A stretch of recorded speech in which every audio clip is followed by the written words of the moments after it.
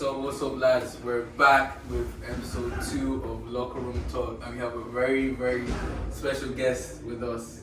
I'll let him introduce himself, but I don't think he needs any introduction. This guy took the world of boxing by storm, and it's actually just a privilege for us to talk to him today. And then we have another person who is the future of boxing. And in terms of Gus, hopefully he can go far and do us proud, but I'll let them introduce themselves. I'll start with the main man himself.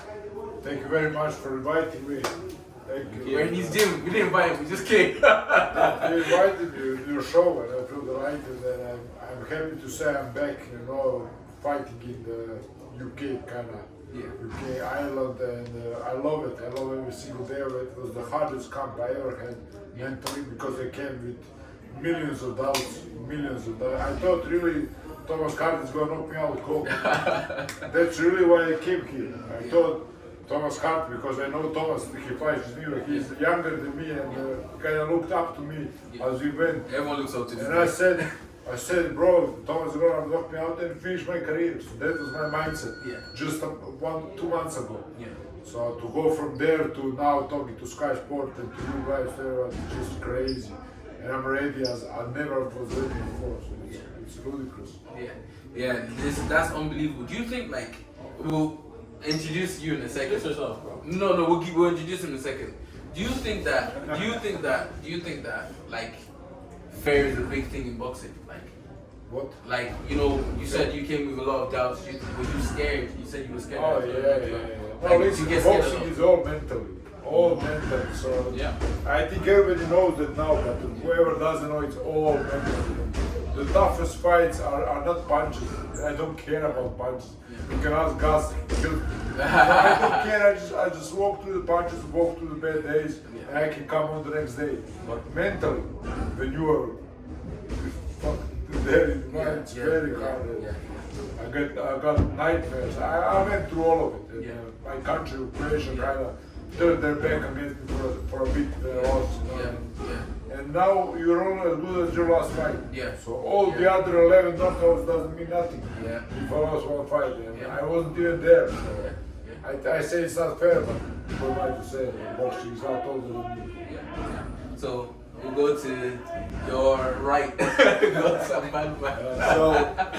My name's Gus. Future I'm boxing. an amateur fighter at the moment. I'm boxing for Crumlin at the moment, and So professional. I'm turning professional soon. You're Turning training professional how soon? This year? How soon? Well, we're looking at a year, maybe a year and a half. And at the moment, I'm just happy to be in the gym, sparring with the best. I have lads like Alan and Thomas giving me great tips every day. I learn things every day. Every day when I spar, no exaggeration. There's an improvement. So with sparring with these guys, the top level guys, these lads elite fighters. And mainly what I think about sparring with these guys there's days where, maybe my head's not in the game. You doubt yourself. I doubt myself. Honestly, when I'm sparring these guys, it really feels like survival of the fittest. It feels like survival of the fittest, But I love that. I kind of thrive off that, it's like, bro, I got to survive out here, And I get better every time. I can say, because I hear since my beginning, so you're here 2 months ago, and Gus was in a bad state also, just as me. He wasn't good. He was a little fat on the side and everything. I said to Pascal, what is this guy doing? He doesn't shave. He's cutting corners and stuff. And I said, let's see, because he can't spar with me if he's not ready. I'm gonna finish him. I don't care. If you spar with me, I want to finish you. I don't want to teach you nothing. He can teach by me finishing him. And then he just excelled. He excelled at sparring one after the other, better and better. One time I punched him. He punches me, I'm better, he's better, and I say I'm gonna get him the next time. And the next time he gets me. That's crazy. No, the thing for me is that I've sparred Gus in the past years ago too, and he wasn't fit. Like you said, he wasn't fit. But what changed up there that got you into the shape you are now? Is it fighting? Bro, we all watch Babic fight, and we know this guy doesn't stop. he doesn't stop. Just doesn't stop He punching. doesn't stop punching. Like, bro, I don't understand. You're gonna have to tell us the secret after. But we're just getting. But like, what influenced you to cut weight, to just be in the ring with people? Well, I like tell you, that? like, I wasn't interested in cutting weight. Like, as a heavyweight, you're not really interested in cutting weight. Yeah. But I tell you, it was one tip from Alan that I got actually when as he talked about, like, he said to me one day, like, look, this sport is very mental. Like, you think you're unfit, no, but it's all mental. It's mental. You're not focusing right in the ring, like, Yeah. And then, just sparring session after sparring session, I was like, I'm actually here to focus for 3 rounds. Yeah. That was my main goal, and I just kept focused. I was like, okay, I'm gonna focus for I'm just gonna focus on this one round for 3 minutes. I'm gonna be solid. I'm gonna be disciplined. Yeah. I'm gonna have a jab out there the whole time, and I just got better every time. No way. And back to Alan's first point. Like, I've spoken to, you know what? Yeah, me and Monty always have arguments over this. For me, watching boxing, I like to watch old boxing and new boxing. But the new boxing critics more like to judge people on them losing, rather than, like you said, the 11 knockouts you've had. Not understanding how hard it is to get 11 knockouts. Muhammad Ali lost, for Christ's sake. I see this all the time. In the heavyweight division as We're well. always saying that, like, even when it comes to bombs or journeymen, they're very hard to knock out too. Knocking someone out in general is a hard thing to do. Like, You know can't what I'm knock saying? out. Everybody who has 2 hands can do this. It's very hard. Yeah, bro. No, Yeah, clean. knock someone out. Everybody thinks they come and knock them out clean. No, bro. Yeah. My problem is people judging people for one loss. Like, people But love. I think Mayweather did it. And Yeah, Mayweather he's did the it. problem. You He's gotta ruined have the boxing. old. Yeah. He didn't ruin boxing, but you gotta have the old because Mayweather was the perfect record. Yeah, Oh my yeah, God. yeah. We're not all Mayweathers. I'm Yeah. not Mayweather. So, Yeah. It's not Mayweather era. And plus that division too is a Division, division yeah. that you can't. I don't think there's a human being apart from maybe Usyk. Sorry, I don't think there's a human being. I don't like when this is going. I don't think there's a human being apart from maybe Usyk, because Usyk doesn't really come to fight. He does what he needs to do to win the boxing match. yeah. Can't give it talent. Yeah, exactly. He does what he needs to do to win a boxing match. Apart from maybe Usyk that cannot get knocked down or lose in the fight in heavyweight division. Heavyweight division is a dangerous division. But I think he was down once as an amateur. Oh yeah. So even if Even Usyk, yeah. So So told. every division is a dangerous division, and I think people need to stop judging people from their losses. but they're not gonna stop. They're not gonna Then stop. stop. We don't forget. Can you guys stop, please? Yeah. Stop, because they. Stop, fuck. But look. The American gangster, when the Yeah. guy said, where is the heart to puncture the knife? Yeah. Show me, I'm gonna kill him. Bro. It's not gonna happen. Nah, listen, like. So Alan, just quickly, tell us how Alan Babic came to be. Like, how did this whole journey start? Because to me, you literally popped out of nowhere and started knocking people out. How did you come to be, and how did you develop your boxing style? Hey, it's my favorite story. I didn't tell it in a long time, but I was actually called up for sparring. Sparring at Dillian White. Who called you up? Dillian did. Actually, one guy who works for Dillian. Okay. Like middleman. And how did they notice you? Like, how did they? Like he knows me from the fight game and stuff. Oh, okay. Okay, so yeah, you got the call up, yeah? Yeah, I got a call from one of the guys I know Yeah. from Croatia. And he said, you want to spar Dillian White? And I was like, what's the money? I was in that kind of mode, I was a bouncer. Was it around the time he was supposed to be fighting Oscar Rivas? Was that? Yeah, that was of course, and I was just a bouncer. I was getting ready to go in the summer to bounce. And I said, how many days? He said, 7 days. I said, let's go. How much? 500 euros. What? Way up there, bro. How many rounds? I don't know how many he needs. I Yeah, didn't really, care. yeah? Yeah, I didn't care. And he said, but he's heavier. He's 120 kilos. And I was like 88. I like, no problem, I'm gonna put on some extra weight, some extra clothes.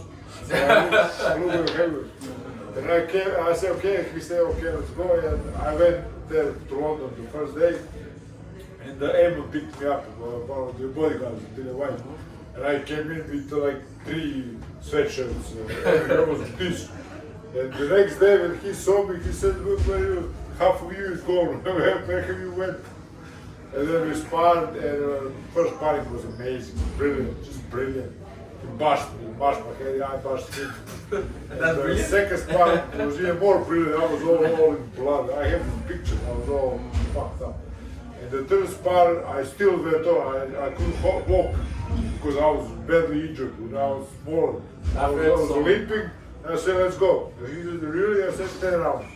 And then we went like 8 rounds, and he said, enough. I'm gonna manage it. And I didn't know what that means. So I said, shut up. You know? Everybody talking me want to do something for me. Like you do to you. Everybody talking me, you want to box for Las Vegas. I said, just leave me and let me go do my bouncing shit. And he's like, next day I came to the gym. He calls me out, come. And I said, what? He said, you have a fight in Italy. Like in 3 days. I was like, what? I was there only for 1 week, I think, or second week. He said, you have a fight in Italy. I was like, okay. I thought it was some gym fight. Just because if you're not from UK, you have to have your first professional fight outside of UK. They don't allow you to have the first one in UK. I didn't know that also. So I had a fight in Italy. I come to Italy, and it's a huge matchroom show in like Colosseum and stuff. I was like, what is this? I thought it's going to be a small gym. I wasn't prepared, didn't have any shorts, didn't have boots. I boxed in almost like a basketball shoe, like almost. It's terrible. And I finished the guy in the first round. And then I came home and he told me to box on my other card. I said, wait, where? He said, oh, to London. I was like, what? God, you fucking shitting me. I was just about to go bouncing for like 30 euros a night, killing guys on the street, and now I'm fighting at the O2 Arena. And he's like, yeah, and, crazy, it was just crazy. And then I fought in the O2 in the next 4 days. So Tuesday was the Italy and Saturday was the Rivas. And why do you think people took like a good attraction to you? Like, why do you think that was? It didn't happen after the first two fights. It really didn't. No, nobody even knew me after the first 2 fights. It was just like, oh, I had 2 knockouts, beautiful knockouts. And they say, oh, it's a knockout because they knocked out that French guy in the O2 in the first minute. So you're gonna see if somebody knocks out somebody in the first minute. So it was that, but then Corona struck. And then everything fell apart. I went back to the street, I went back to bouncing. So I was just like, I fought you too. I was just like that. Like the old guy, and like old guy talking about his younger self. I was like, I'm never gonna get a shot. And then they called me to fight the fight camp, at the current fight camp. And I was like, okay, this is real. And I went to sparring camp with Dylan again in Portugal, best sparring camp of my life. I kept there, and then Dylan told me, you're gonna fight this guy. I look at his record on the boxers, 13-3 with 12 knockouts. Jesus. I was like, what is this, bro? I am 2-0, I don't know how, I'm not even heavyweight. And this guy, Shadel Winters, fought in his last fight against Joseph Parker. I gave him amazing rounds, with 6 good rounds. 6 good rounds.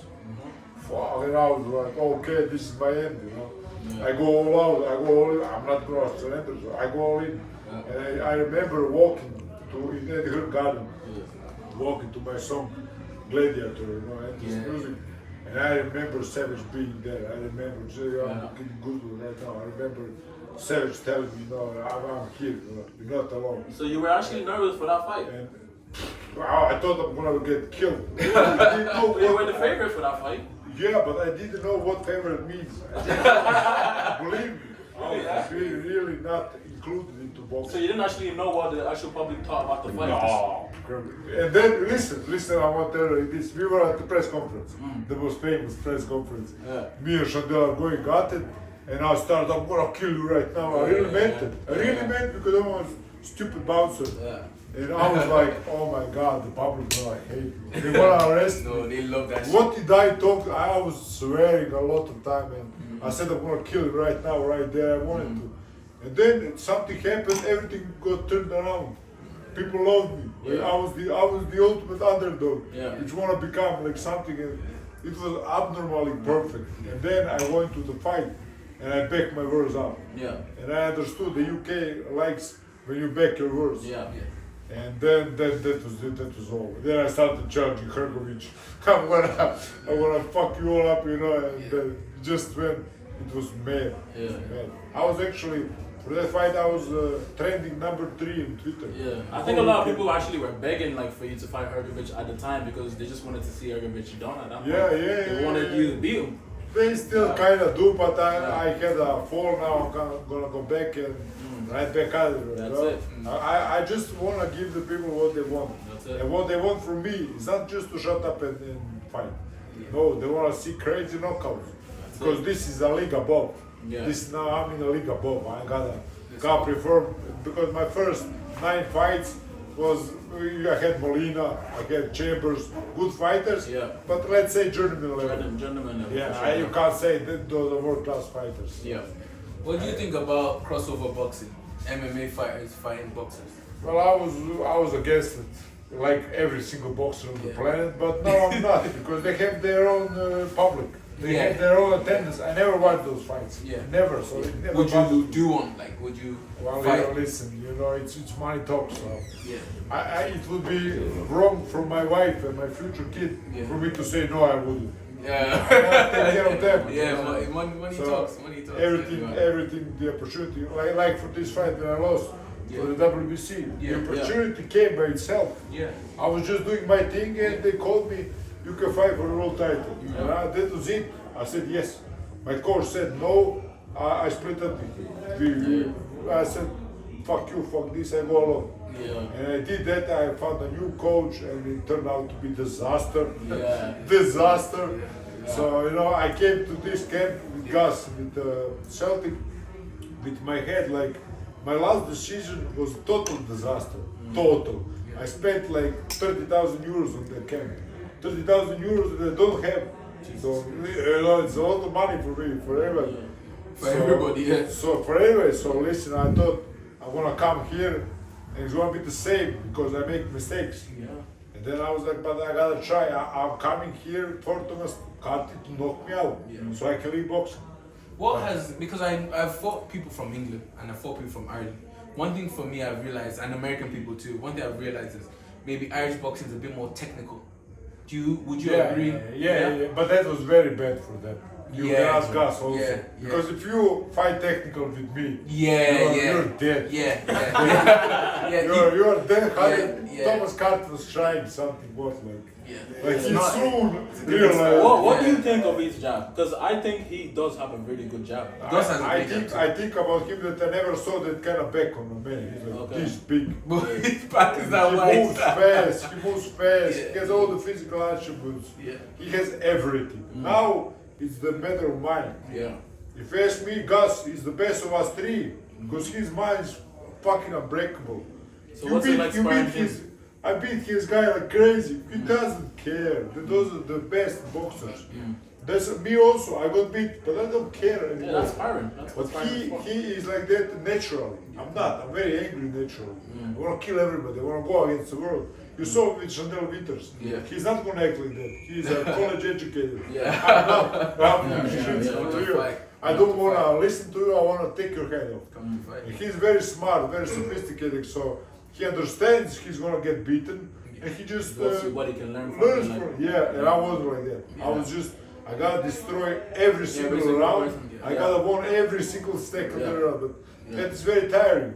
And it lasted long. I lived my life for 4 years like a god in Croatia. I was in UK. I come and would take a picture. I was a god. Yeah. But it all came falling down because you can't live like that. Yeah. Nobody goes just up, especially in boxing. Yeah. And I was just listening to, I was about to tell Gus, I was just listening to Oscar De La Hoya. Go listen to this. He was talking about, he was shit at sparring always. Oscar De La Hoya we're talking about. Yeah. He told me they bashed him every sparring camp. He was bad at sparring. That doesn't make you a fighter. It's Some not people even shine on the close. lights, Yeah, not even close to fight. You have so many examples where sparrings were very bad and on the night he was perfect. Yeah. So, People think Mike Tyson was perfect all the time, even Oh. Mike Tyson, well, probably the godfather of the style, your pressure fight style. course. People think he was good all the time, but he wasn't. no fighter ever is like, especially with that style, the style that you bring, the intensity Not that you even, bring. no, let's talk about even more. Not even Mike Tyson. Muhammad Ali had the best camp, Deer Lake camp. Yeah. Best camp in the world, Yeah. best nutrition, best everything. And he got beat up every single sparring by Larry Holmes. Yeah. He got beat up, he told everybody. Yeah. I got beat up every single round. He was better than me. Yeah. So but nobody listens. People don't want to listen to them. No. They want to tell you, oh, you're perfect. Everything was good for him. No, it wasn't. Yeah. The whole America went against Ali at one time. Can you imagine that? Yeah. I used to remember about it all the time when I had some problems in Croatia, but those are this kind of problems. Ali had to carry a war on his shoulders. Even Mayweather, most people don't remember Mayweather. People, they didn't like Mayweather when he was fighting. They That's how still he became so rich. They still his Yeah, they didn't like Mayweather. Mayweather was him. He wasn't an underdog, but they didn't like Mayweather. The public didn't like Mayweather. The reason people used to bet so much pay-per-view because people wanted to see him lose. Yeah. So not just they didn't like him, they prayed to God they lose. Nah, he lose, yeah. I was like, why is so much hate he about never this did. Mayweather guy? Yeah. Why is Well, so he much trained hate? like an old school fighter, and he trained hard. He's Trained an hard. old school fighter. He's an old school fighter. He's an old school fighter. He appreciates boxing, but nobody listens to that. No. He says, oh, I like Sugar Robinson. They said, he's just full of shit. He thinks he's the best, but he is kind of the best. Now, what we have. And as a knockout artist, you are a knockout artist, one of the best knockout artists in the heavyweight division, and that's saying a lot. So, what do you think about what's Beterbiev? Oh, it's great. I sparred with the beer. Really? That was my first game. Does he hit as hard? Yeah, I sparred with the Does he beer. hit as hard as people say? I'm telling you now, we sparred, and I came in late as a replacement for my guy from the club. Yeah. And I went in with the beer, so I was like going down, I was like 87 kilos, he was 81. Yeah. So, but he was a lot smaller than me. Because Like when my you look at height, me yeah, now, yeah. he's a lot smaller guy. Yeah, yeah. So we did the first round, the coach told me just in the body.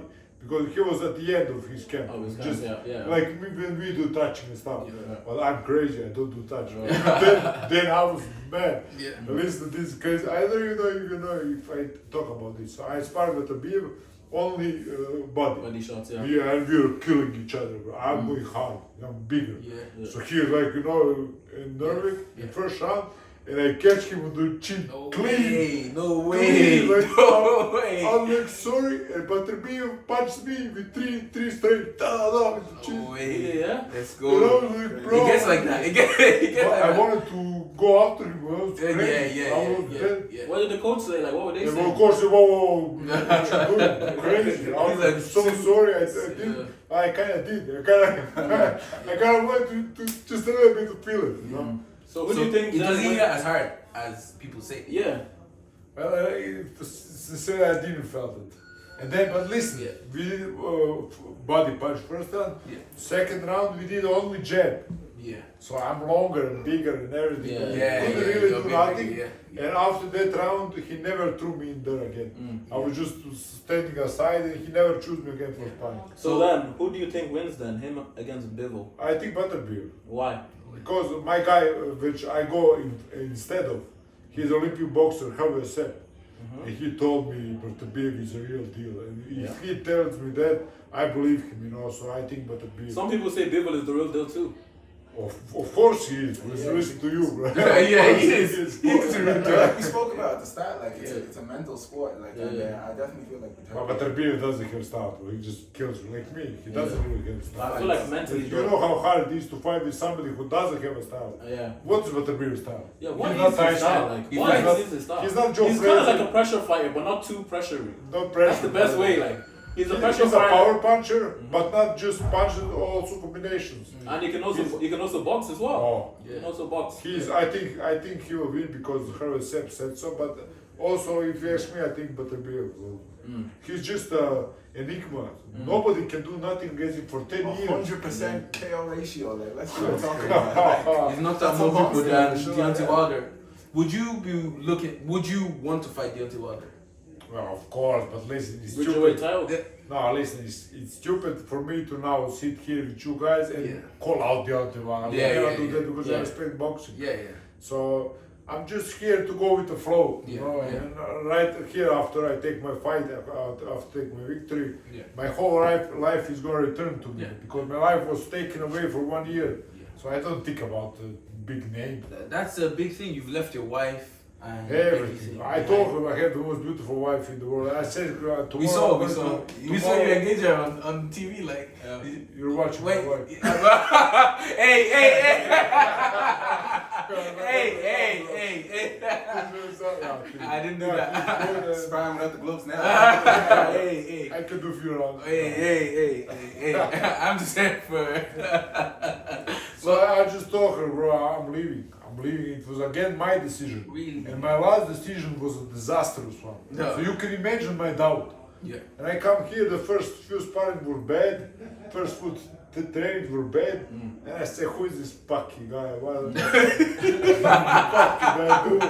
I said to why they keep fucking everything up? You know? I'm gonna come home. So I was that close because I was in a room with so dirty and stuff. And I was really bad. But then the road father, as they know him here, he was the big part of my stay here. He said, bro, just relax. You're not supposed to be ready 2 months before the fight. That was my problem before always. I was peaking too early. I was peaking 3 months before the fight. And then I just fell apart. I got into the fight and I can't do nothing. You know? Yeah. No way. So as we know, like you do have a fight coming up the 31st of March. Steve Robinson. What can you tell us about him? Well, he's a Drago, you know. I Yeah, kind of followed I him saw him. when he went up. Yeah. But listen, he went up like I did. Yeah, you did. But he fell on the 6th step. I would I say- went all the way up to the world heavyweight champion. Yeah. So- I would say his journey was a bit more like come back. Like it was a bit like he definitely struggled, I'd say, in between fights. And I just think you're just too much. You're gonna be too much. Nah, me. That's just in like shape. from what I know. I just feel like you're gonna Savage be in too the much. shape. now. Listen, this is From what I've everything seen, it's for gonna me. be too much. Too much. Can you Too much. believe me now losing? I don't know what I would do. Listen, I'm telling you right now, the fight is not even on. I don't know what I would do the next day. I don't know because this is everything I have. I put into this I can camp. only imagine because it would shock me if I saw you lose. So I can only imagine how you'd feel yourself. I'm not gonna lose. And Steve I don't Robinson have is- that even in my head. Yeah. I don't even think about it because I can't even imagine what On the that 31st of March, there is. There's no way No this such fight thing goes as- to this. I think it's 100%, really do. Yeah. I didn't think like that up till 10 days ago. Yeah. I was like, oh, maybe he punched it, bro. I fought for the world title. That was my end. His end Yeah. was 6 fight against the German. Yeah. We are all very, very different beasts, you know. Yeah. Of So- course, anything can happen, but I don't even believe in that anything can happen. Alright, Gus. What can happen? Gus, what about you? I saw you fight the under 22 championships. I was there. I witnessed everything. And like, how was that for you? Like, was that your first time in the ring? Tell me about your experience getting inside the ring and up to that point, please. Do you know what? That was my first time training with Raj. I started training here, like, you know. Oh, okay. With Celtic Warrior, and also the amateur club I was with was Crumlin, like, you know. Yeah. And I was training very hard. I was taught a new style, like, you know. Yeah. And I was told, this is heavyweight boxing, like, you know. Actually, my last fight before that, like, Yeah. in fact, was a cruiserweight, you know. Yeah. I was only 92 Yeah. kg right at the time, like. Yeah. And I was told that, look, this is heavyweight boxing. You hit with intent to kill. To kill, yep. That's heavyweight boxing, and you gotta learn how to turn your punches in. And I did that, and you saw the result. Yeah, I did. Yeah. The first round, you knocked him on the second round, was it? Yeah, I stopped him in the second. Yeah, in the second round. And that was an Irish champion as well. Yeah. He was an old Irish champion too. Yeah. So that actually was that style that you just said right there. Yeah, because obviously I like watching boxing and I like being in the ring myself.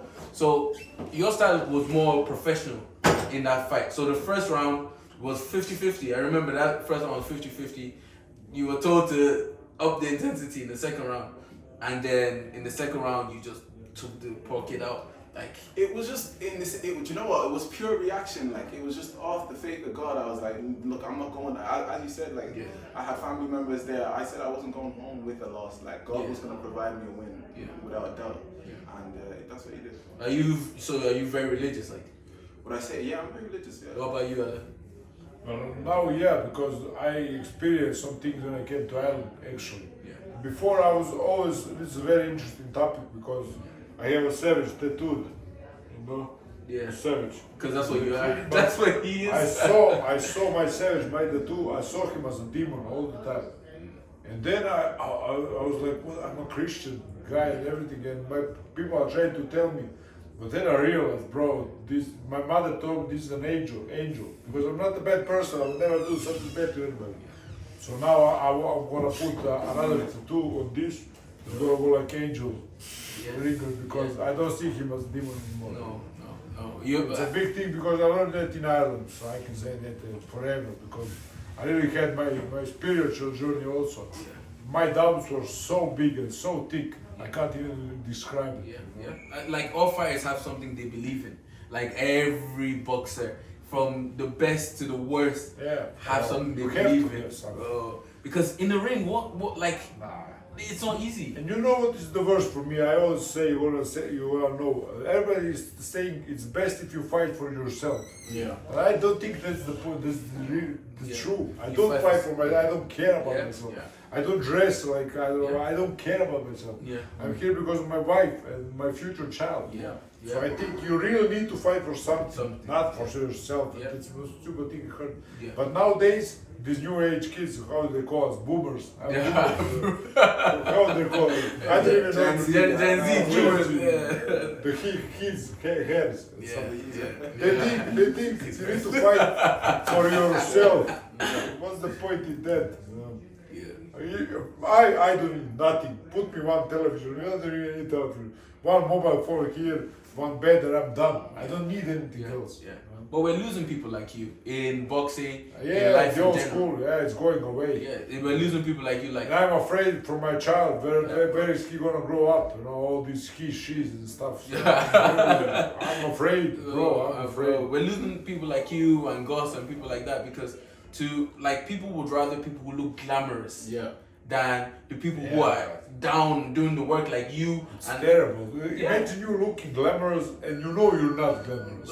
It's terrible feeling.